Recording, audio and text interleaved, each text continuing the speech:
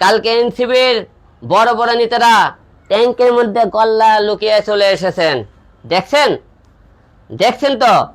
তাহলে দেখেন, গোপালগঞ্জে আওয়ামী লীগের ক্ষমতা নাই, তাদের নেত্রী নাই, তাদের রাজত্ব ধরে রেখেছে।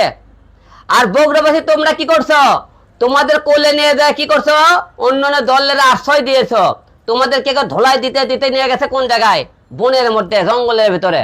মনে পড়ে? তাই বগুড়াবাসীর লজ্জা একবার দেখেন, শহীদ জিয়াউর রহমানের এলাকা বগুড়া জন্মস্থান, সেখানে আওয়ামী লীগ সিট পায়। আর আমারও লজ্জা লাগে, বগুড়া আমার জন্ম, যে আওয়ামী লীগের জন্য এত আন্দোলন করছে, সেই বগুড়াবাসী বগুড়াতে আমাকে আওয়ামী লীগের জন্য বাঁচছে। আমি দুঃখ ভুলিনি।